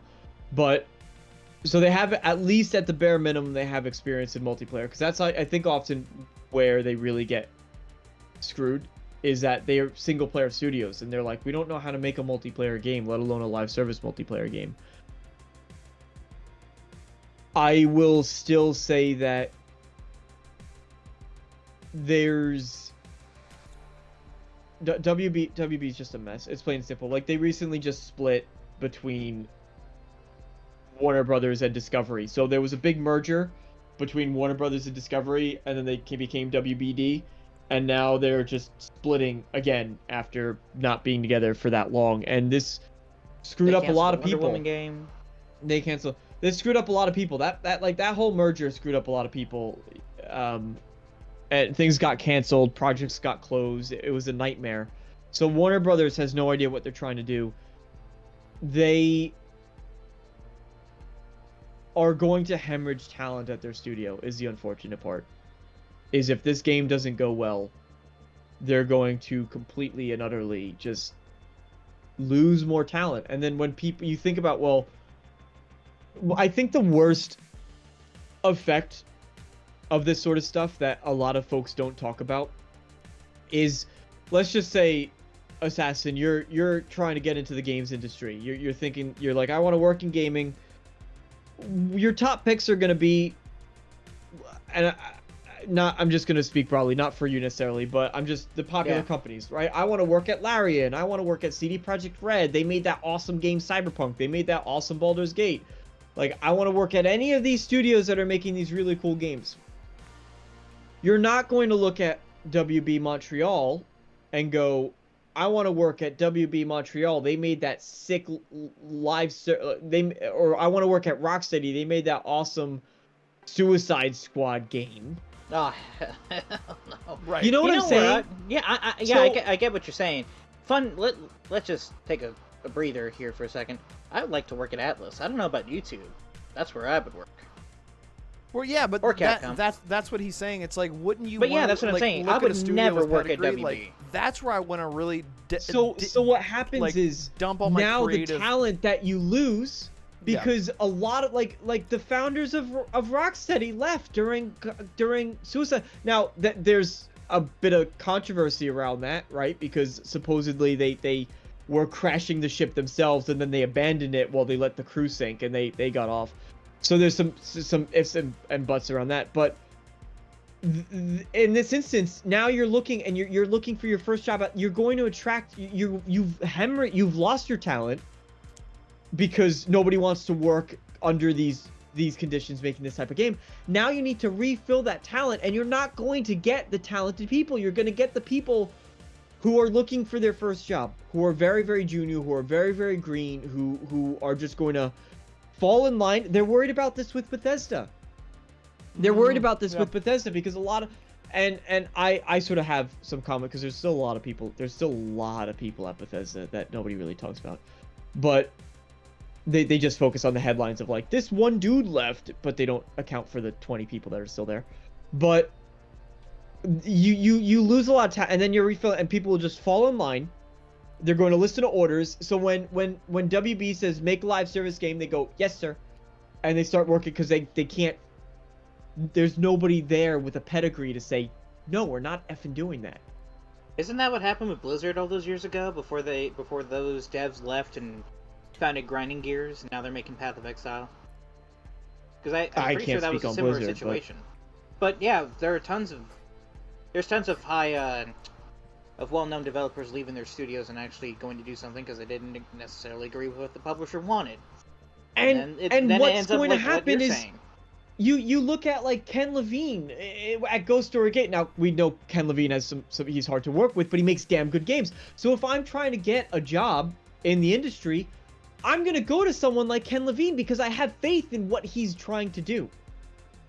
And you're going to get the low grade talent working on this new live service DC game, and you're going to get the high grade talent that's going to want to work at the up and comers, the Warhorse Studios, the Larians, the Saber Interactive, Sandfall. Yeah, Sandfall. Well, Sandfall is a great example. They're just very niche in France, right? So, but you'll get French developers that want to go there. Sandfall, Saber, Larian, Warhorse. There's plenty. Yeah, I would say Bloober team. Especially now, yeah. And I would say that the majority, we talk about this all the time, but like the majority of these studios that we know and love, they are, and I'm not saying all these developers, they're passionate, they're young, they just got out of their school, they want to jump into their career, so of course they're gonna. BioWare's hiring, Bethesda's hiring, of course they're gonna jump. Rocksteady's hiring, like they're gonna jump into them regardless. But it does. It's a really good point, man. These companies are not who. They are not the companies that we love. And as much as people give Starfield crap, I still think that Bethesda is still much more is holding on to what Bethesda is more than a lot of other companies. And I guess even BioWare to an extent, because like all the bones are there for Starfield, but the delivery is different because of its genre, of course. But even look at like BioWare with Andromeda. It's like the bones are good, but it was the delivery that people didn't like about Andromeda, which I really want to go back and replay Andromeda, because I don't know what ribs you're eating, Red, but I don't I don't get food just for the bones. I get it for the meat. And there was not a lot of meat on Starfield. But let's not get into that. I'm just gonna ask you both. Not at all what people know what I mean when I say the bones. But it has. Gonna ask you both. Heart. But where would you guys like to work? Bethesda. I honestly, I would still, yeah, I would. All things considered, I would still say Bethesda. Oh dear. Yeah. But honestly, if I could choose, and it's like you'll get hired at a studio, I would say Larian in a heartbeat. Oh yeah. Good choice. That would be fun. Oh, that'd be great. Like if I knew what I was doing, said it earlier. I would love that. I said it earlier, but Atlas or Capcom, I would love either one of those companies to have me. I don't even care. I'll just get those guys coffee. What would you do, Assassin? Just want to see what, like in terms of what position I would want to be in. Yeah. Just making Leon pants. Yeah, sure. I'll just get all the concept art for Leon when they put him in a bikini and just send him straight to Holly. No, They're like, sir, this is inappropriate. Like, but it'll sell. You're like, sir, you also don't have pants on. Like, yeah, role playing Leon. Anyway, sad part is a panties Leon would probably sell on PC, just not. Anyway. Yeah. Anyway. What I'd like to work in the narrative team, to be honest. But same. And that's like especially for like a Larian or a Bethesda. I would love that. BT Maverick, thank you so much, man. Member for 4 months. Shout out to all the channel members. You can become a channel member there if you do so wish. That would to support the channel. Sea Wolf Swim, become a channel member. But seriously, thank you so much for being a channel member. Everyone who is a channel member. BT Maverick says brisk, brave, brigadiers brandish bright blades, blunderbusses, and bludgeons, balancing them badly. Did I do that okay? Yes. Yeah. All right. Thank you so much. I appreciate it. I actually didn't even pre-read it before I read it out loud, so I was caught off guard. Everyone, please, who's listening audio, please hit the like button. I'm counting on you. It's up to you, not the other people in chat. It's you. You. Thank you so much. Can I just say something to Sea Wolf Swim real quick? Sure. Like, he said, I still can't believe that Arc System took the Marvel IP from Capcom. I'm pretty sure Maximilian Dude said it in a video after Marvel Tokon was announced. I don't think that Arc System, like, took the IP or took the licensing as, like, an exclusive fighting IP fighting from game? Marvel. Yes. Yeah, no, they didn't. No, they didn't at all. They had one licensed game. Yeah, well, PlayStation approached Marvel and said, "Hey, we want to bring, we want to get back into like the traditional like fighting game, community because they own Evo. Marvel vs. Capcom does very well. It still does even to this day. So PlayStation approached Marvel and said, "Hey, we want you guys to come back into the fighting game genre, and we have a developer, Arc System Works, who we think is a great fit." But I'm pretty sure Max said in his video that they don't necessarily have like the full-on like no other fighting game developer can work with Marvel. I'm pretty sure that's just a Sony thing. So maybe Capcom could work on a Marvel vs. Capcom game in the future. Maybe they're working on one right now. On how well this one does. It could, yeah, it could. It could very well depend on how well Marvel Tokon does to see if we get Marvel vs. Capcom back. But it would not surprise me if Marvel really wants the IP to like be spread out as far as possible. It wouldn't surprise me if Arc and Capcom were both working on Marvel fighting games. I'd welcome them both. I like what I see of Tokon so far. But yeah, that's just something I wanted to put out. Don't give up hope for Marvel vs. Capcom. You never know. You never know, especially with modern. Yeah, I do want to just say, Sea Wolf Swim, you do have a reputation for being an A, but today you've been a B. It's been great. You've been pretty reasonable, unless I've misunderstood. But I do want to say, everyone in chat, it means a lot that everyone is cordial and talking with each other, and we're just here to have fun. That's really what it's all about. So thank you That's guys why so Xbox much. should give us Killer Instinct. That, Man, what are they doing with the Killer Instinct IP, man? What the fuck? I mean, would it sell? I mean, They have look, a fighting game. it is a fighting game, which they are very, like, Mortal Kombat. If you're going to play a fighting game, people usually jump straight to Mortal Kombat. But there are people who are screaming for Marvel vs. Capcom, Killer Instinct. Now we're getting, which I'm very excited for, just because I'm a huge fan of the IP, but the Invincible versus game. Looks really good, man. Looks really good. Did you guys see the trailer that came out today where it was showcasing the show? I saw one with Adam Eve, and it was actually, I wasn't thrilled with it because she kept using the same voice line like over and over and over again. Oh, like, come over, get over here, get over, get over, like one of those, like, while she's Yeah, it fighting? wasn't that Okay. bad, but Oh. it was like every 5th, 6th, 7th attack or something, she was saying the same, and I was like, you are a voice actress that's like, because it's the same actor. I mean, Yeah. I imagine Steven Yeun is Steven playing Yeun, yeah. Invincible. You can't not do, like, maybe you could get a voice alike, right? A sound alike. That's Yeah. fine. I never had a problem with that, but you are professional voice actors. Like, you should be doing more. I don't know. But that was just one Yeah. clip, maybe, and it was still early. They might just Sure. not have had the lines recorded. I know nothing about Invincible. That game actually looked pretty good to you both. You would love it, dude. And you love anime. I cannot believe you haven't watched it yet.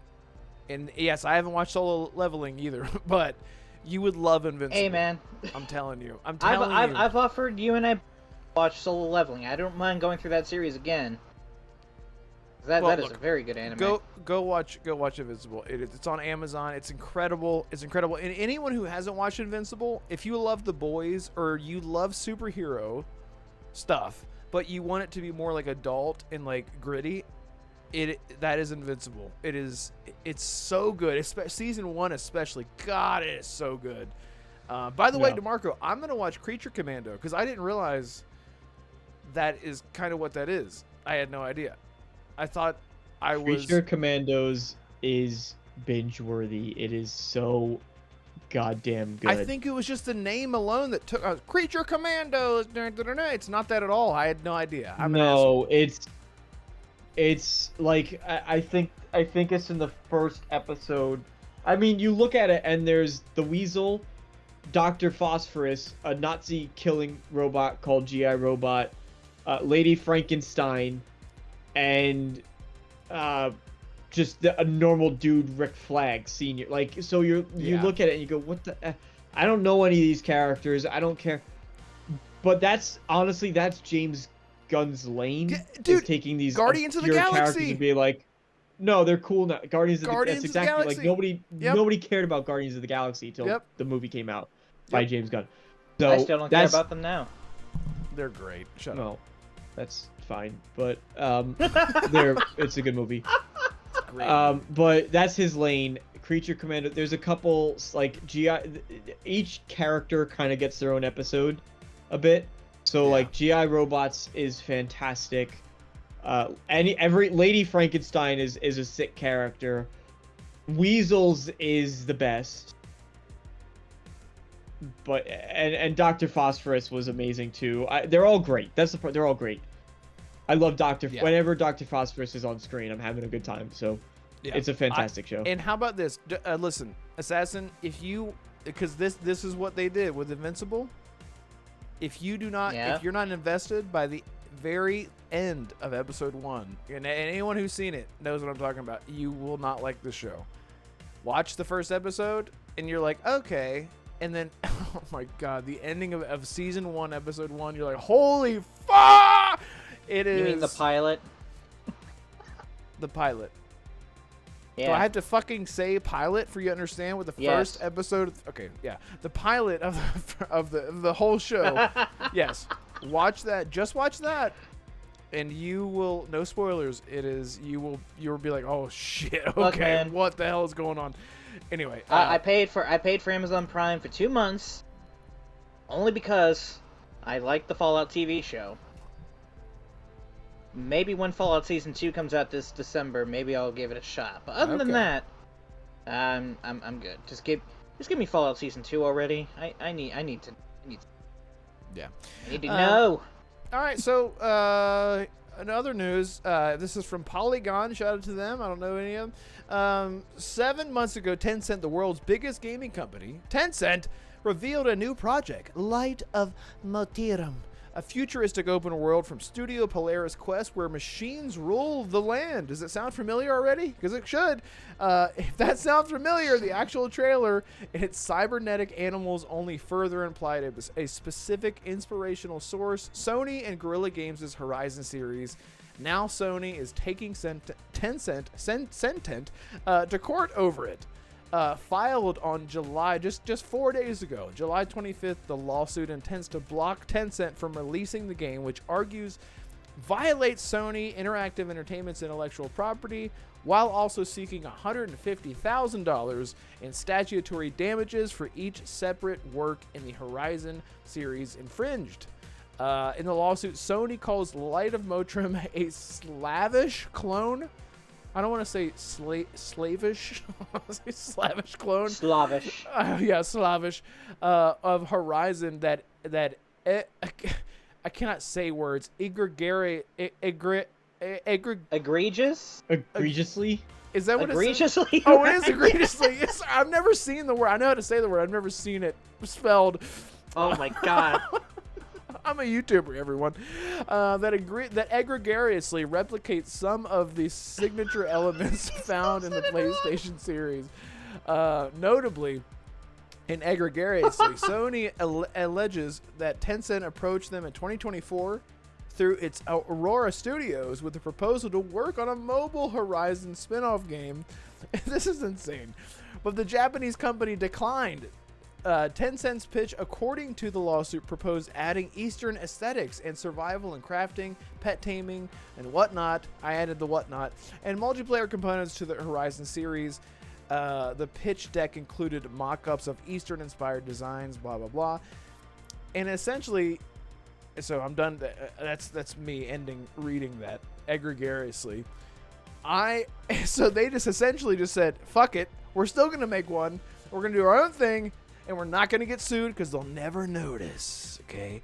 And if you guys just look up Tales of Mortrim or whatever the hell it's called. Light of Motiram. Light of Motiram. It's just blatantly Horizon Zero Dawn. And it's insane to me.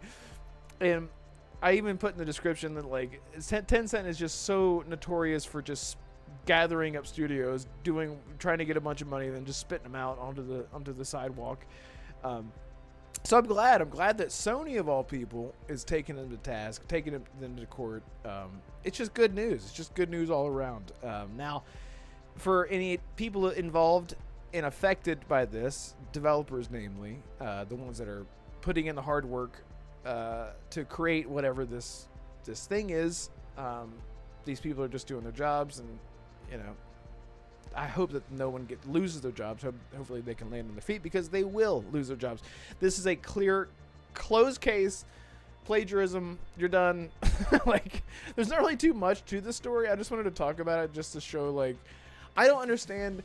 I would understand if you had like a project under wraps for years, right? Like, you're developing a game for years and years, and then you announce it, and boom, it's out in 3 months, and then you release it, you make all your money, and no one's gonna see it. It's out. Don't look at us. Don't look at us. Don't look at us. And then months later, Microsoft, Sony, whoever the owner of the IP is, goes, wait, what the fuck?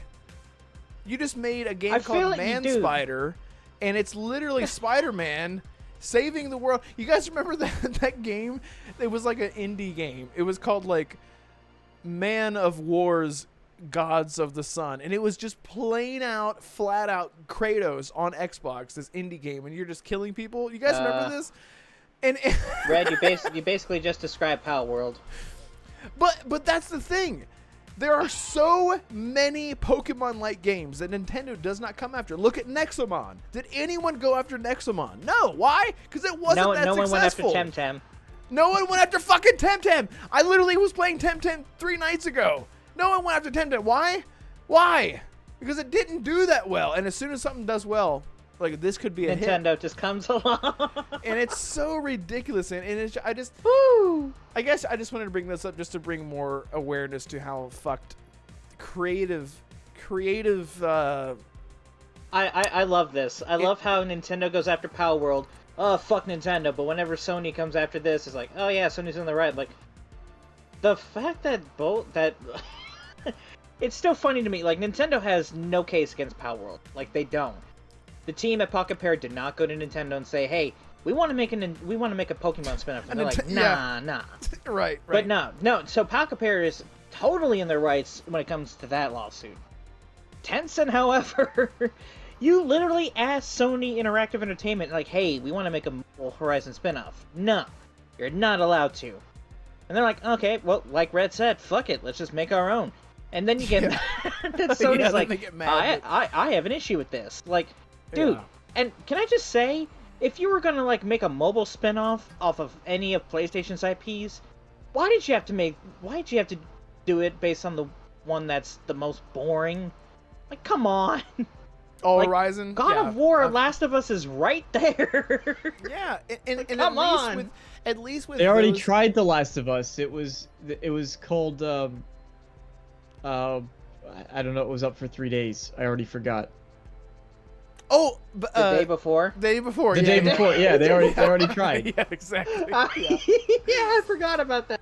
I already forgot. They just committed seppuku on the or is that the word seppuku? Sudoku, whatever. They just did it to themselves. Sudoku. They committed Sudoku on themselves and just did it themselves with the day before. Yeah, sorry. Sony has a case. This is blatant plagiarism. Yeah, Jesus Christ. It's insane to me. I mean, it's always funny. Hang on, I want to recheck. Sorry, I saw something. Fuzzy Tomato says, I don't know, can you really trademark a redhead who fights robot animals? It's such a generic concept. And I think if it wasn't so close, dude, I mean, and we've seen this picture side by side with Horizon Zero Dawn and Light of Martyrum, or Martyrum, side by side. It's just blatantly Horizon. It's just a whole concept, everything about it. And I think with Power World, it's a game where it's an open world game where you play as an anime character and you throw balls at things and you capture them and then you make them fight each other or whatever. Nintendo didn't. If Nintendo wanted to Fuzzy Tomato though, can anyone name me another game where you are a redhead that fights robot animals? Can anyone name me one?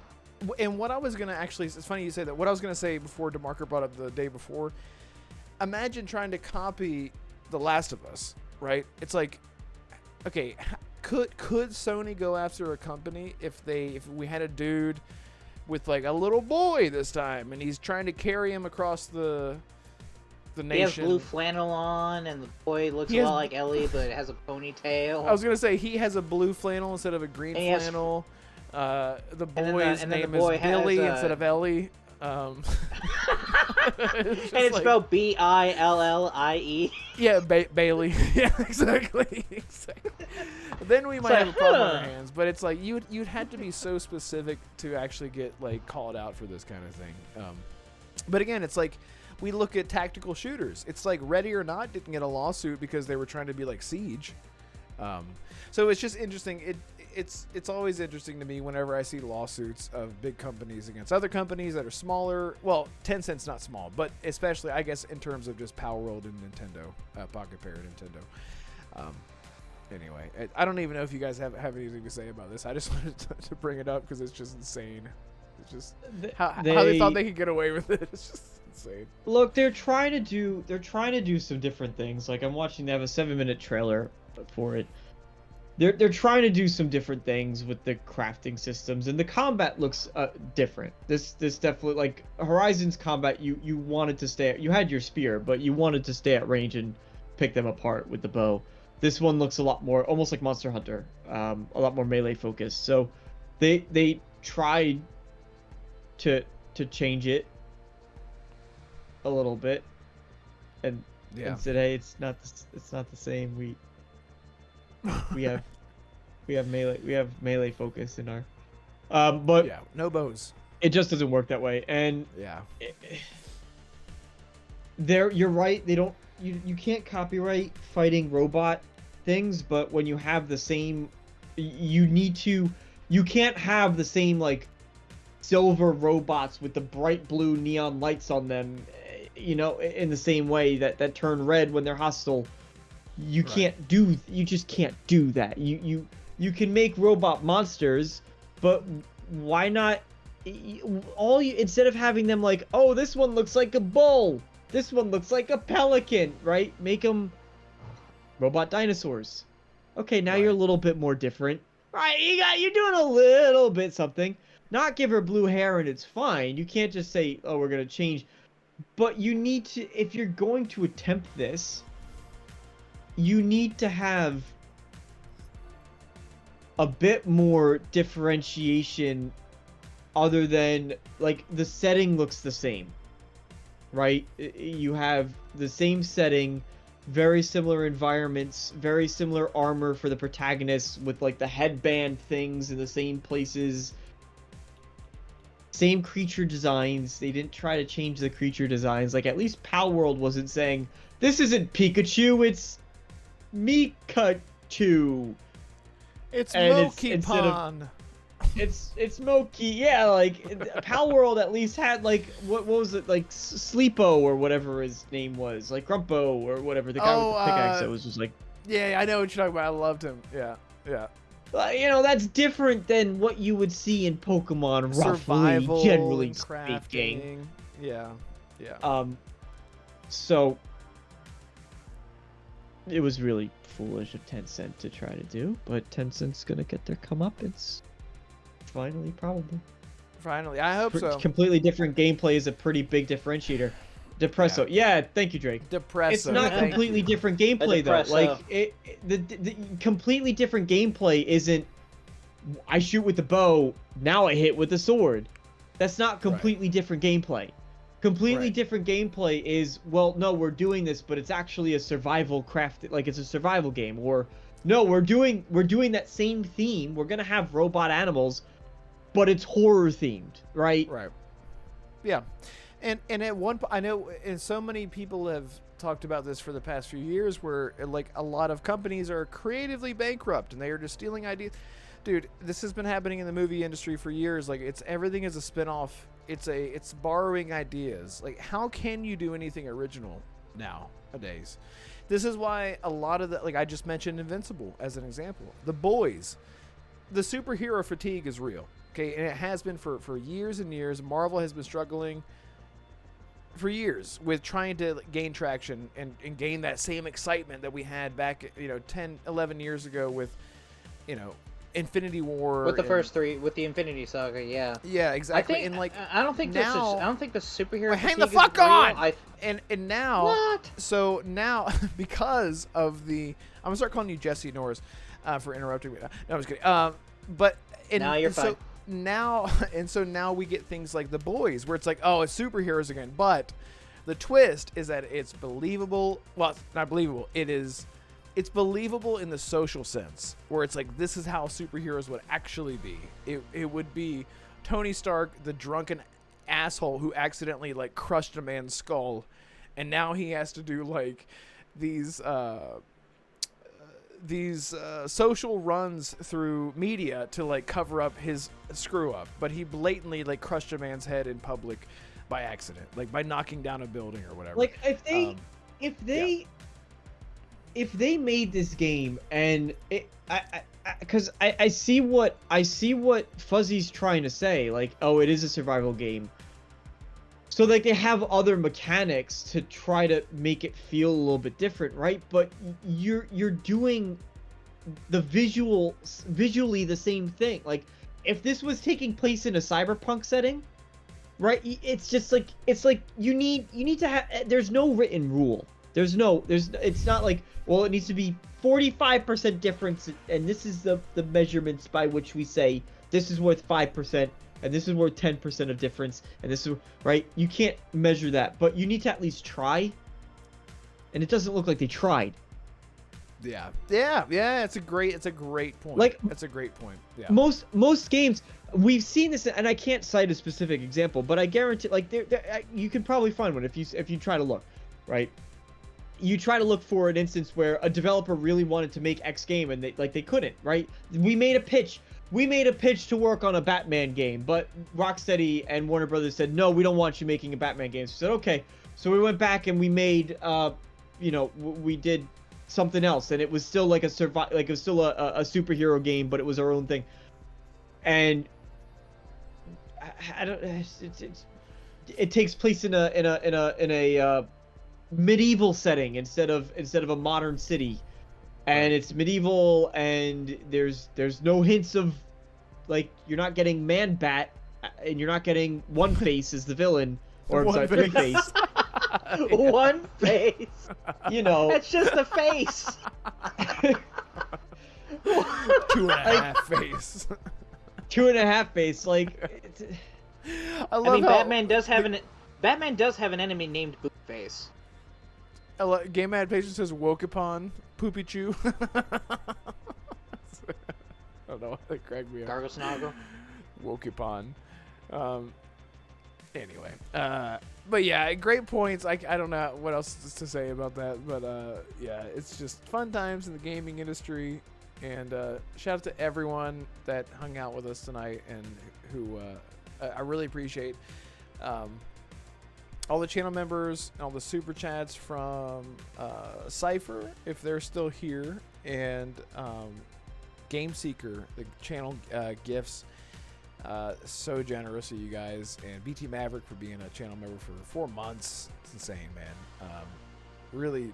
Did you, really Red? Did you see the concept guys. art of a Batman Beyond animation film made by the same team that made yeah, it was in Spider-Verse? the style of Spider-Verse. It looks sick. In the Spider-Verse, yeah. No, I am wait, so is upset it that real? was not. Yeah. Yeah, it was. Yeah. canned. Wait, it's a thing that's coming?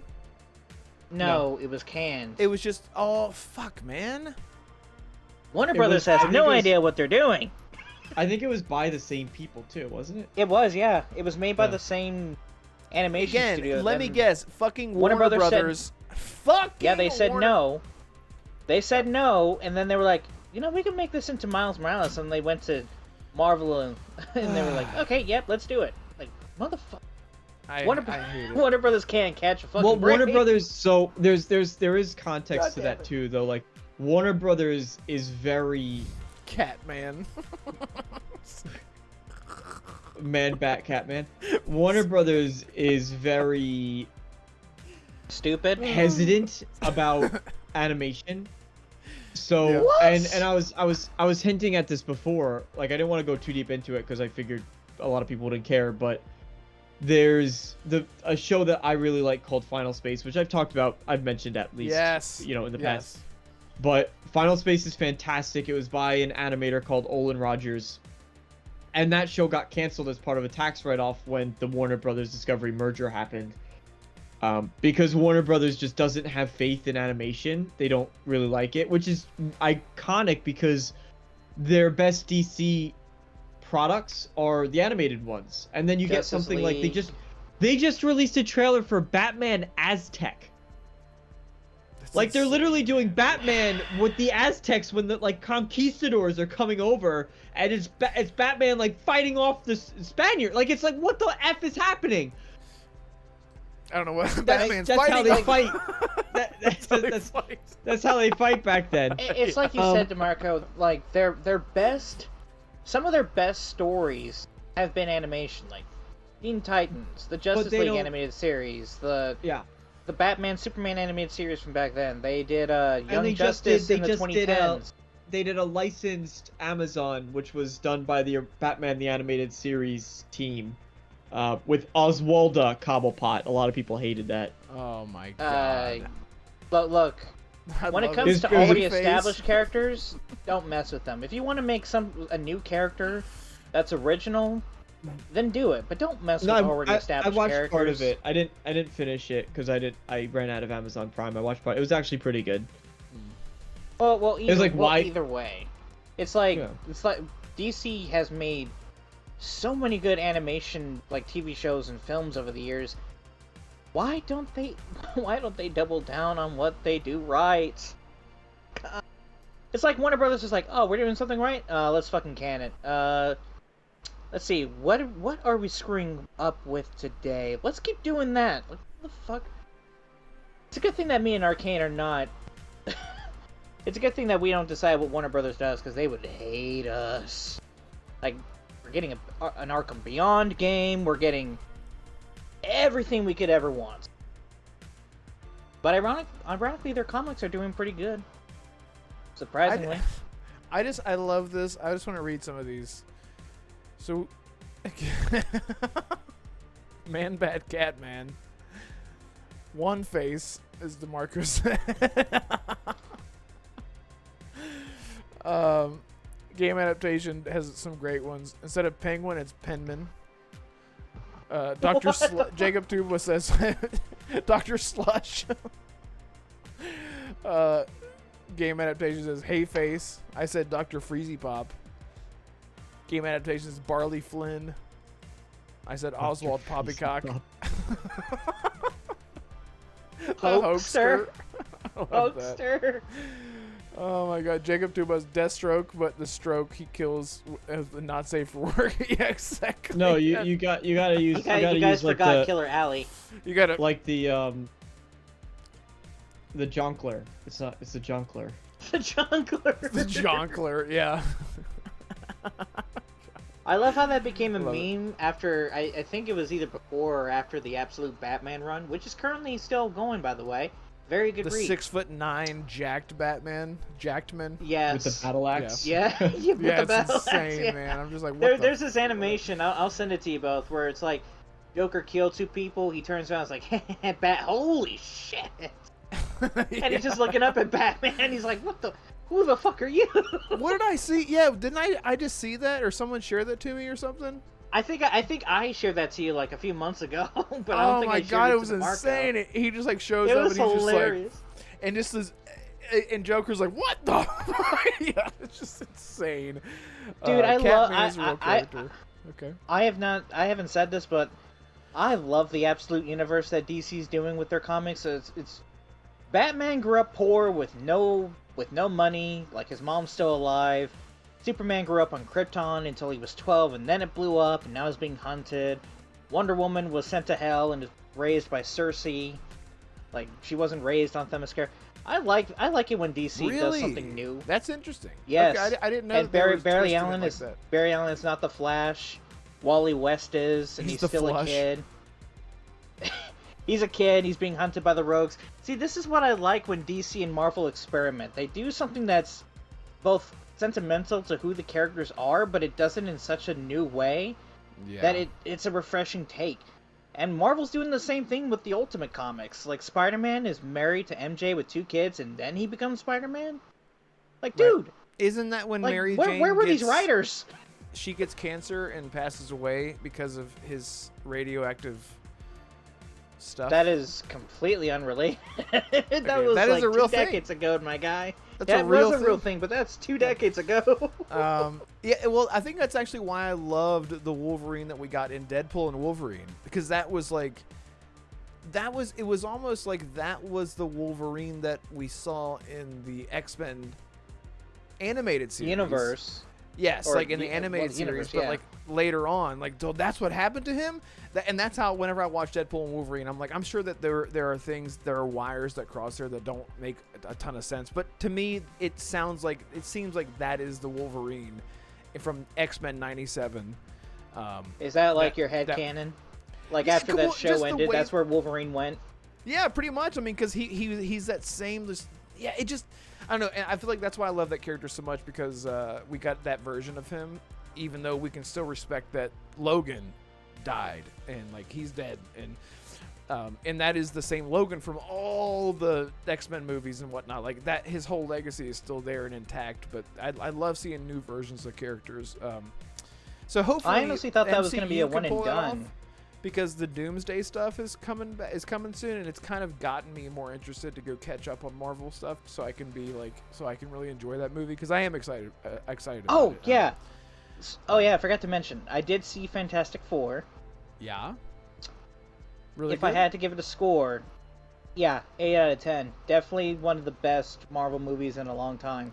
That's what I heard. Like, I've heard it's really good. Like, it is definitely So if you've watched the previous Fantastic Four films before this one, you're gonna be like, "Oh, this is very different."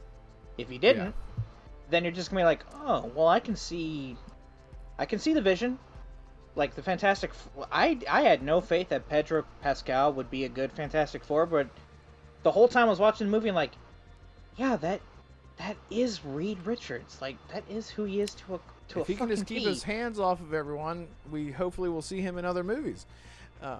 Before he gets, God, I did not know that until recently, where I saw all the clips of him like touching Willem Dafoe's It's wife, amazing. and I'm like, why? It's amazing how that Dude.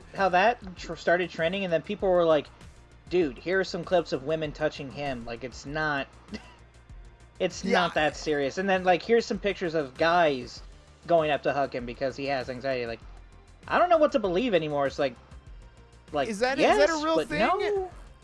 Yes, there are some people who have anxiety where they need like physical contact to like calm down. Did you see the clip where he touches the woman who's actually pregnant in real life? I didn't know that. From Fantastic Yeah, Four. Vanessa. Yeah. And he goes up and like grabs her by her pregnant belly, and like there's someone like zoomed in, and she like literally grabs him by the hands and like, get the fuck off of me. And I'm like, I don't know. It's like dealing with like an autistic kid, like in your daycare. You're like, okay, we accept you, but stop fucking touching everyone. But I mean, anyway. with Vanessa specifically, I understand why a lot of people have that issue. If my pregnant wife was being touched by another guy like that, I'd be like, hey, I know you have certain issues, but like, can you get like the Thing to touch you? Oh wait, that's not. Well, that's it for this episode of the. Can you get the Thing to touch you? I just now realized. Oh my god, we went from foreskins to the Thing touching you. Woo! Welcome to the Renegade Real Podcast. I love these. I want to shout these out because you put some thought into these game adaptation newscasts. The disgruntled Hatter, BT Maverick, Lavender Man, Blaine instead of Vane, Bland. Let's see. Give us Calvarine. Oh my god, I would love that. You were just leaving. I just watched that movie. He could have been a pretty good. Hugo Weird. Yo, Shush. Hugo Weird. I love that. Hugo Weird. Those are Shush. great, Yo, man. what Those are would the really rat catcher be? What the? He would be the cat ratcher. Wait, I know. don't think he did Poison Ivy, did he? Yeah, normal Ivy. Normal. Normal Ivy. Yeah, exactly. Nah. Okay. I can't even think. My creativity. I'm creatively bankrupt for tonight. Assassin, where can people find you? I was just saying, Batman has the best rogues out of all comics, or at least a good portion of them. Besides Anyway, Spider-Man, you can I find agree. me. Well, they both do, but Yeah. Anyway, you can find me at Assassin52. That's a 4 in the S, and then Sin with a capital I 52 on Twitter. I refuse to call it X, and I will continue to do so. Agreed. Yeah, that's pretty much all I've got. Fantastic. Marco, you have a podcast on Thursdays. Where can people find that? Thursdays at 6:30 Eastern Standard Time. I know most of you already do stop by for that, but if anyone wants to show some new faces, you can check us out there. And yeah, Damarco Dude on YouTube and Twitter. You can find those links down in the description. Yes. I need to go hit check 'em out. notifications for Burger yours. Gator. Yeah, go check him out. His I podcast keep is forgetting. great. Every Thursday for a double dose of D. And Holly's there now. So if you want Holly, where's Holly? That's where she's at. Go find her. Go find him. And you can find me on Twitter as well. All of those links are in the description below. So please follow us on Twitter. Subscribe if you're new here. That'd be great. And thank you all so much for the support tonight. All the channel members, all the super chats, the gifted memberships. Gifted memberships? Sure. Thank you for that too. Murder Gator. Murder Gator. Rumple Foreskin is Baderman's ultimate villain. I love that. Thank you so much. And shout out to everyone who jumped in. Hopefully you can rewatch this. Just give me a little bit to get timestamps up, and you can save this to your playlist on YouTube and catch it on the replay. And thank you guys so much for being here tonight. It means everything, sincerely. And we'll see you guys next time. Goodbye.